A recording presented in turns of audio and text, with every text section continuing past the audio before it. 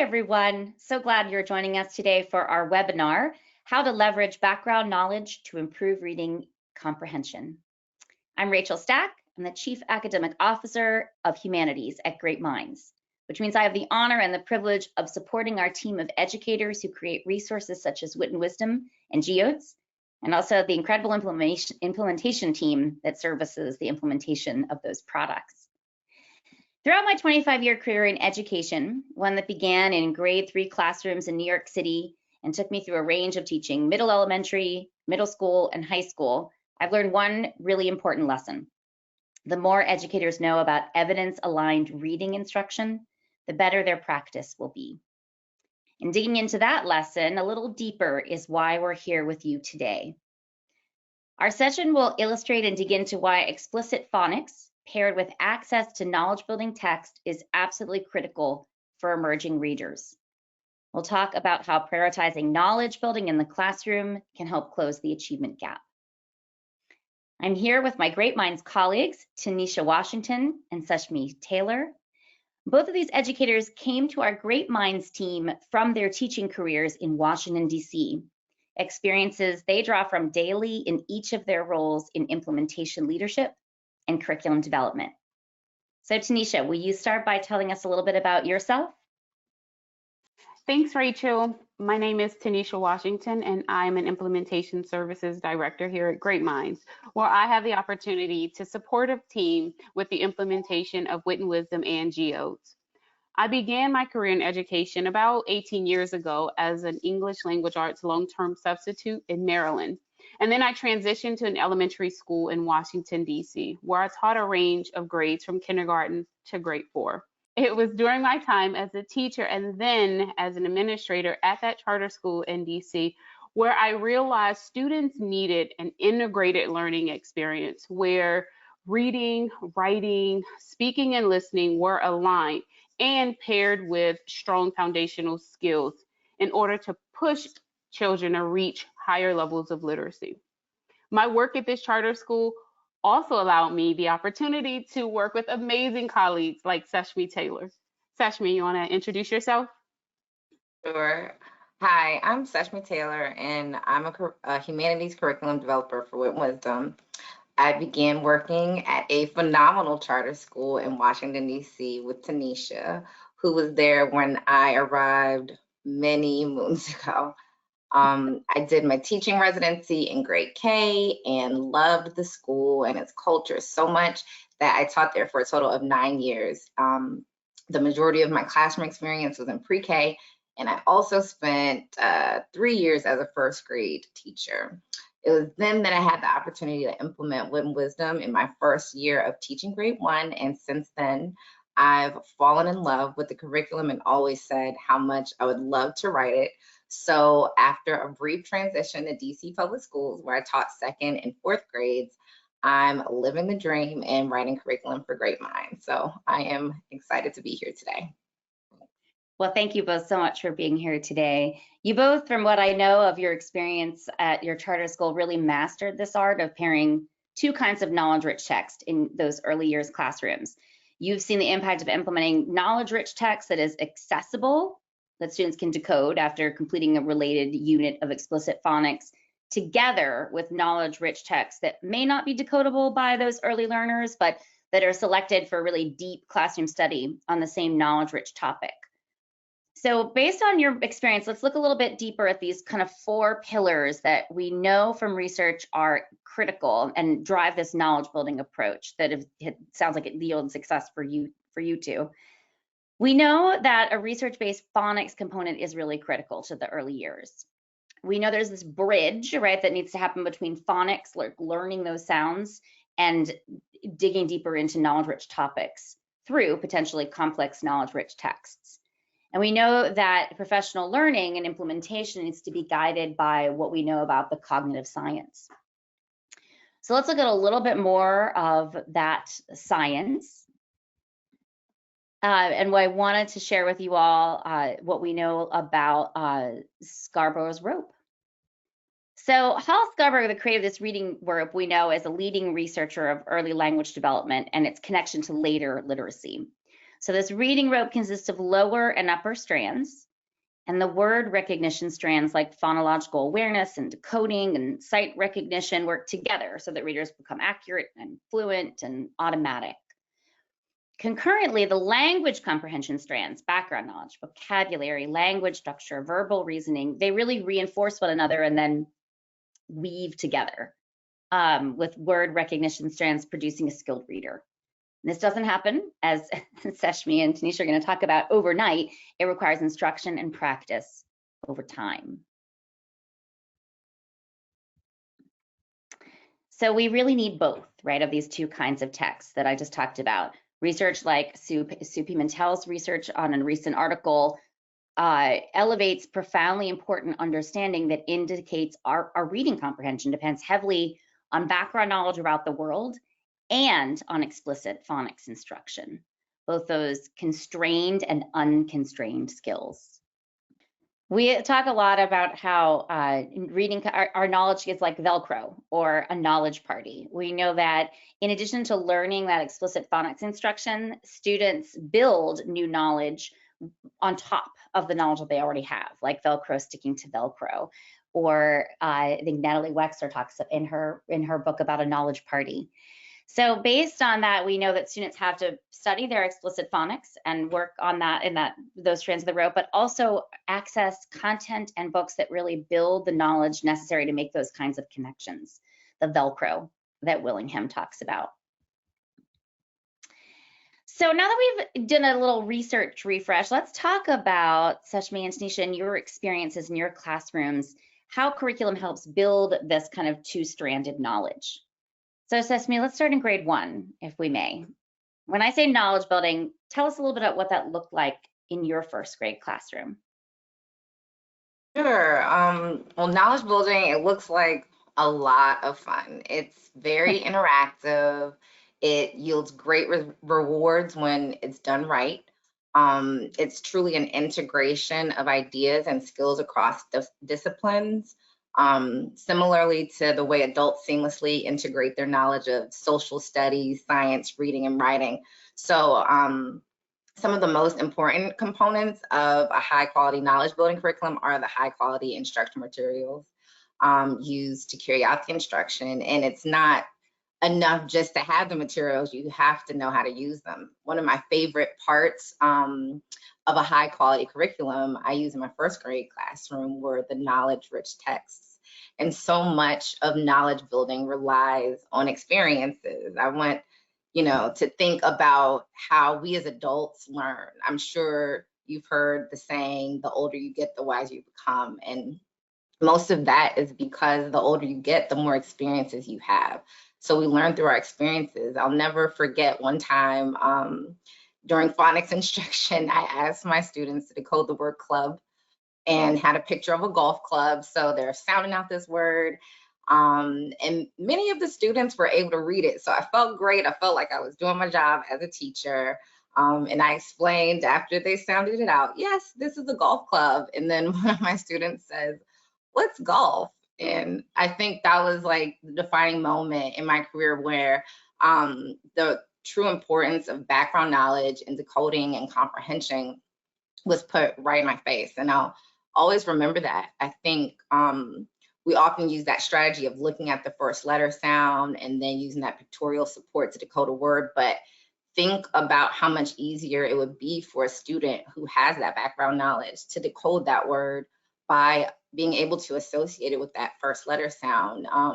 They wouldn't only be able to decode the word, but they would understand what the word means in context. And so, because I did teach in a classroom where there was a wide range of, the types of conversations that were had, the experiences students were having outside the classroom, it was really up to me to provide these experiences within the classroom. And, one of the main sources I used were those knowledge-rich texts, because that was how I could give them those same experiences, but within the four walls of my room. So with the knowledge-rich text, I would say they provide these nuggets of information that students can access using skills that they're familiar with, You know, students can tell you what they see in the illustrations of a book, or maybe some of the information they've heard as you read the book. And I think once they've done that, that's when like the true knowledge building begins and students really begin making meaning of the information. So I would teach my students strategies like organizing the important information, whether it be the story elements or the key ideas of an informational text. And, you know, in the beginning of the year, I would be modeling these skills explicitly. But it was great to see as the year progressed, students were able to take ownership of these skills and they were able to apply these skills. And it was just, yeah, phenomenal to see. And so as they grew in their ability to apply these skills, they were able to build knowledge across topics because they could take the skills they learned from building knowledge in one text and then apply it to building knowledge in a new text. And I know you mentioned geodes earlier, Rachel. I loved watching how excited the students in my class would get when they realized they possessed like the knowledge that they needed to understand a new text. So when, you know, they would look at these readable texts, they would say things like, "Oh, this is just like what we learned in the other book." And I could really see the benefits of that background knowledge that students were gaining in ELA as they would read those readable texts. And as I mentioned earlier, oh, I was just going to comment, you saw Willingham's research in action, right? If they were able to connect one text to another in terms of making those links in their background knowledge. Absolutely. It was the opposite of what I saw when I had my pre-K students sound out the word golf, or I'm sorry, club. And it was my experience teaching pre-K because, you know, pre-K is that world of fun. You have the thematic units. Right. That really helped me understand the benefits of not just teaching knowledge, but really immersing students into the knowledge so that they were able to synthesize the information they were being given and to make meaning of it in a way that made sense to them. And if you know first graders, you know it's a very social age. So I used what I knew about my students to also help elevate that knowledge within my classroom. They often worked in small groups where they would be able to expand their knowledge through the exchange of thoughts and ideas in response to very intentional questions. And as often as I possibly could, I would give them copies of the text so that they could interact with the knowledge and identify specific information that would help support their ideas as they thought deeply about the text.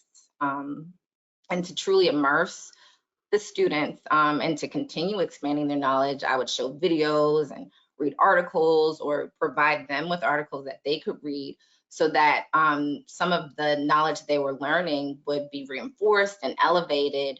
And we would often take field trips that added to the knowledge they were gaining in the classroom, participate in various activities to build vocabulary. And, you know, as the knowledge was being built, students would move from being able to identify specific pieces of concrete information or various facts to understanding how the information worked together to communicate a bigger idea that students could then apply to a broader context. So, for example, a student may look at a text and be able to identify that a chameleon uses camouflage. And then they may also see the fact that turtles can hide in their shells. Now, these are concrete facts that students can then organize to understand that these animals' bodies are created in a way that helps to keep them alive. And knowledge like that could even extend as they read a text about how humans' bodies are created in ways that keep them alive. And I think that's truly the essence of knowledge building, really expanding knowledge and then building the knowledge as they apply what they currently know to learn and understand future knowledge. So it's really a beautiful process to watch. And so, Tanisha, those students moved from Seshmi's class with their knowledge of clubs and golf and turtles, and then they went into grade 2 and beyond in your shared school experience. So what did that look like when they left that first grade classroom and that knowledge building across grades and over time? Yeah, I was going to say, so where Seshmi and I had the privilege of working was a really diverse student and adult population. And I mean diverse in terms of the experiences, the conversations, the backgrounds, and the ethnicities. And because of that diversity, what we found is by focusing on building knowledge and really closely examining complex texts, students were able to do what Seshmi said. They were able to engage more in meaningful discussions. And for us, that's really where we saw that thread from all of the grades that were engaged in this type of knowledge building work.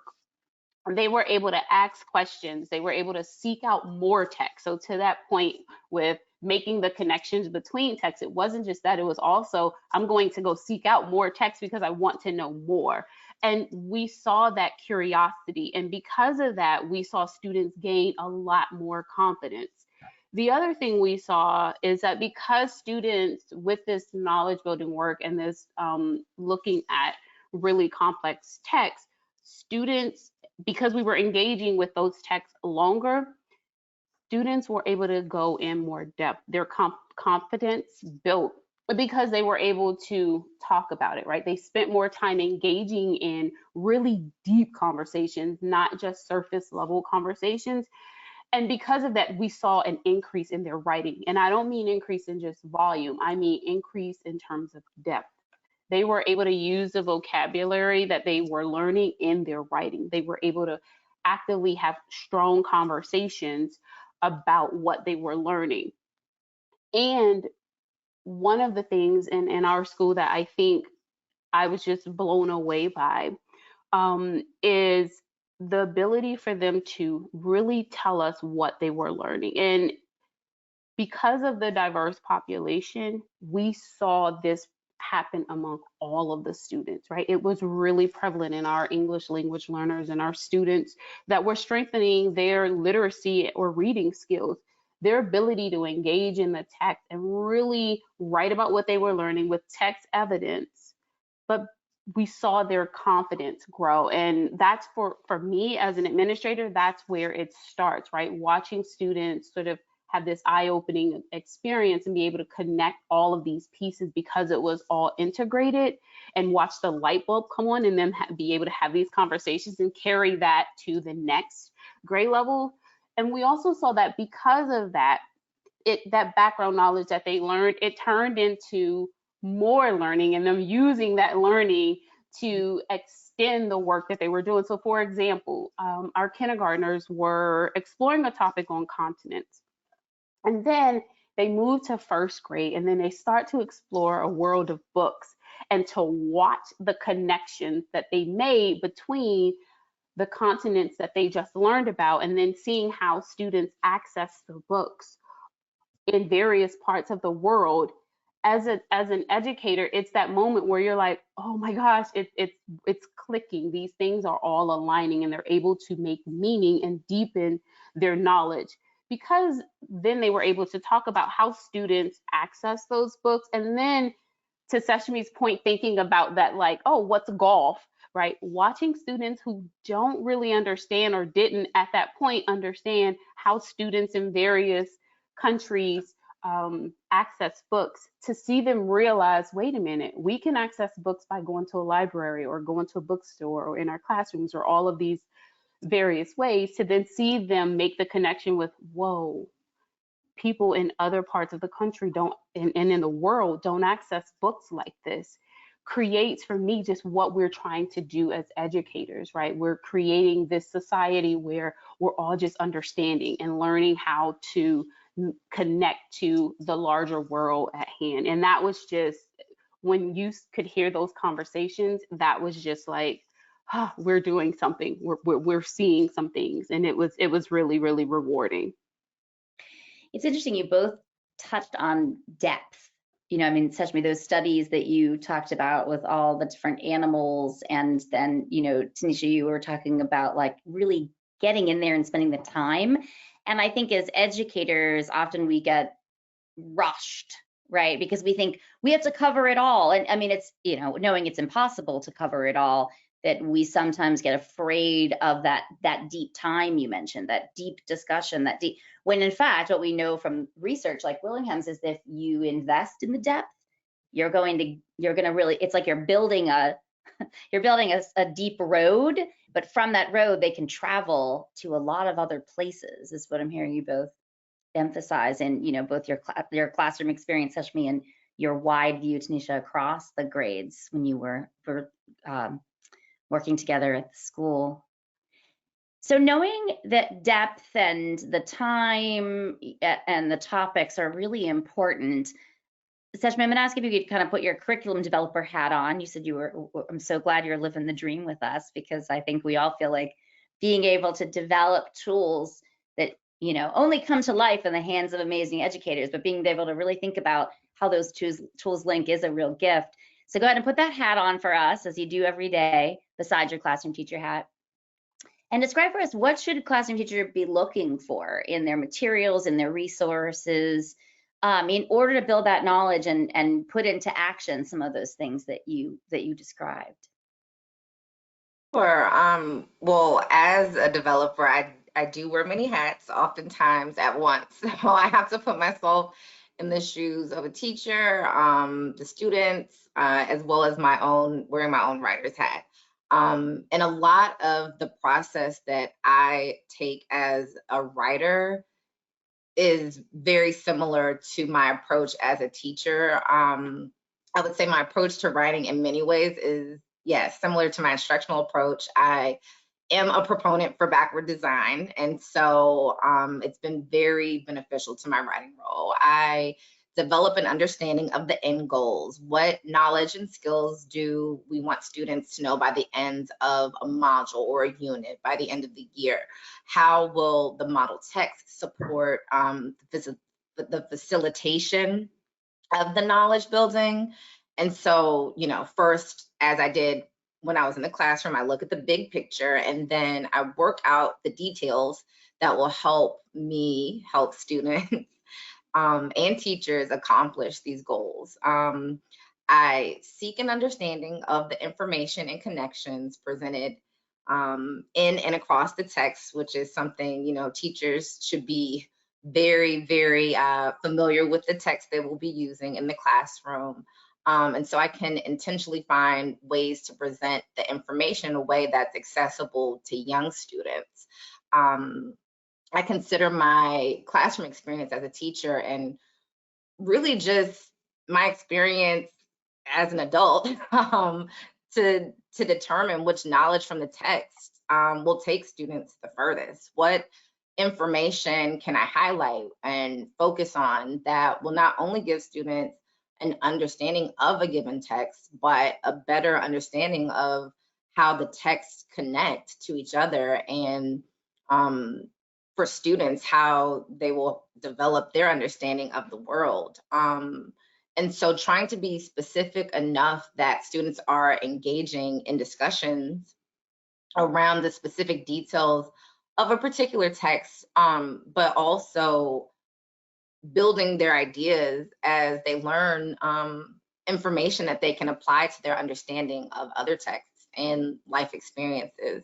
So I often begin by thinking about what skills can students easily access that will promote an understanding of the text. And once students see that they're being asked a skill they are capable of, like describing illustrations, they can then build from the knowledge and skills that they already have to then developing new skills and knowledge.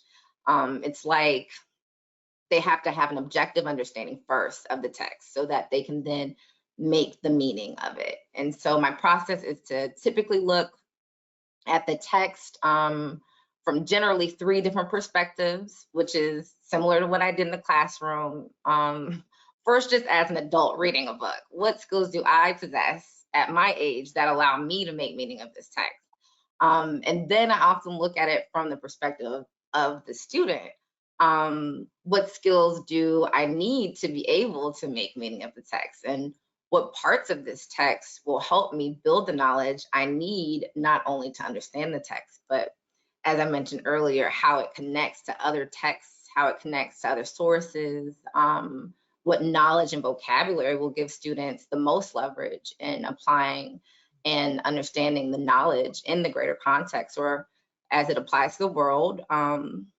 There could be two really awesome vocabulary words, but I'm most likely going to choose the vocabulary word that's most essential to understanding the text and most likely to frequently occur outside of that specific learning experience. I would say my job is, it's truly like putting together the pieces of a puzzle. I look at a text and decide what about this text is going to allow students to access the central idea or the central message in this set number of lessons. And then I use my classroom experience to create meaningful and engaging questions, scaffolds, activities that elevate the knowledge and promote a deep exploration of the text.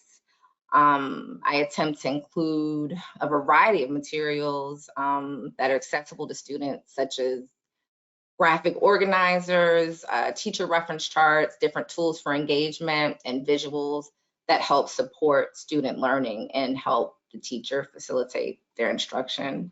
And of course, always looking for supplemental resources, articles, video clips, and that's really fun. I can intentionally look for sources that provide additional information on the topics of focus.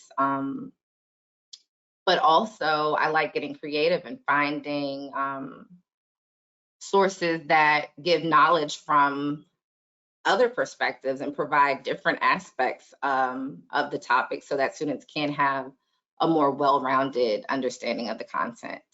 And so, yeah, I love being able to provide teachers and schools a high quality knowledge building curriculum that engages their students and integrates knowledge building in a way that creates lifelong habits and a deeper understanding of the world. So I'm hearing you say for the educators who have joined us today, wondering how they can really implement this practice of knowledge building materials in their classroom. I'm hearing you say backwards mapping, right? Really kind of when you're evaluating, look at the end. Big picture, absolutely. Quality of texts and the links between the text and other sources. You both have alluded to that so much of what our educators in the webinar here today need to be thinking about and looking for is how those pieces come together to form the big picture of kind of a knowledge puzzle. Absolutely, or a web, yeah. For when you're giving this thought. And Seshmi, you talked about kind of going out of the ELA classroom and and into the world, the multiple perspectives that we want, like will differ for every community and every situation. Even with a really rich knowledge building community, there's always ways to add in for connection. So Tanisha, I'd love if you could share, when you and Seshmi went outside of the classroom and outside of the school building and traveled across continent areas, as you said, Seshmi, what was that like for you all? How did that knowledge building really go across continent areas to build broader knowledge, as you said, and also like make community connections to the knowledge? How did you do that in your environment? Yeah, so for me, the moment that you see a student or a person for that matter make this connection in order to gain a deep understanding of a topic is really just a joyful moment. And so when the charter network that Seshmi and I worked at decided to take on this sort of knowledge building approach, I, as an administrator, wanted to think really deeply about how to integrate the experiences as much as I possibly could for students. And I did that because I believe the connected experiences and learning can lead to more comprehension and application. And so what I wanted to do is I wanted to make sure that as a school, we were looking for ways to expand the learning for students within the topics that we were studying. So what I did was I mapped out the field trips for each topic of study for each grade level. So for example, going back to sort of thinking about this first grade topic around access to books, one of the trips was to a library, just so that students can have that firsthand experience of going and understanding like what it means to get access. And back to the kindergarten example with continents, we had the opportunity to go to embassies to again experience what it's like at the various places and just gain more understanding of the continents. And then if we were studying like civil rights, they could go to the National Museum of African American History and Culture. And then what I also made sure I included were times or places where outside field trips weren't possible. How could I bring in experts or bring the experiences to the students on site? And all of those opportunities were really important so that students could see how all of the content that they were learning was applied in real world or to a broader context. And then another thing that I did was to broaden the context even more. I wanted to see students to see the content living throughout their school day as well, right? So it wasn't just about going outside of the school or having experts come in. It was really thinking about what structures or systems or what do we have in place already that we're doing every day that we can add these experiences to. So I worked with our specials teachers, and by specials teachers, I mean our art, our music, dance, and fitness teachers, to create opportunities within their classroom. So for example, if students were engaging with the text rap-a-tap-tap, the dance and the music teacher could have students mimic some of the rhythms within the text, right? So that they could, again, bring the text to life within their space. Students also had the opportunity to use knowledge that they learned in other topics to create songs or interpretive dance routines, again, to broaden that experience and so that they could see what this means. So I remember having students do this, create this song around buffalo and having them share that experience, and then just really showing the depth of knowledge that they've learned. And then in art, the art teacher created opportunities for students to mimic the type of art technique used from the artists that they were studying. And then when topics allowed, had the fitness teacher think of ways to extend learning on the heart or healthy eating choices or things like this, just so that students got a chance to see what it was like in real time and in context. And what it really allowed us as a building to do is understand that we're all teachers of literacy, and there's all ways that we can connect these experiences for students to, again, integrate this opportunity to deepen the comprehension that students felt. And I know Seshmi will remember this well, one of the highlights, I think, of just this work with this school-wide approach to integration are these culminating events that were done where students got a chance to showcase all that they've learned. And even though the teacher sort of helped think through the structures and what the day would look like, it was really student-led and student-driven, and it really showcased the learning and the work. And I think that's, as I made my shift out of school base into Great Minds, that's just one of the things I'll always remember is how students took everything that they learned and were so proud to display it. And all students had a role in it, and it really allowed us to see that this approach to learning and building knowledge and aligning and integrating all of these experiences really levels the playing field for all students, because they all had a stake and they were all very confidently speaking about it or contributing to this showcase in some way. And so empowering when they all share that deep knowledge that they can then be so creative in terms of their, songs about buffalo. They all have so much knowledge on which to build that it sounds like you were able to build those cross-content connections and build those community connections, and they were going there standing on that same foundation, right? Everybody had that rich art and video and all those different resources you've described as the starting point for them to build on. Well, I wish I could have been in your classrooms and experienced those moments, because they sound like they were exciting and encouraging, both, as you said, Seshmi, from a skills and knowledge perspective. And back to the research, everything that we've studied and learned today on the research, quick research overview, and in general, points to that marriage of like making sure that those skills are strong, those constrained skills of identifying, decoding, but also then building their knowledge around the topics, the stories, the characters, and marrying those two. Well, thank you both for sharing your experiences and what you've been finding both in the classroom and as you support the classrooms. And I hope those of you who have joined us today are able to take away some solid tips around what to look for to begin having the moments that Tanisha and Seshmi have had in experiencing growth and excitement and knowledge across the grades. And thanks again for being here. Thank you.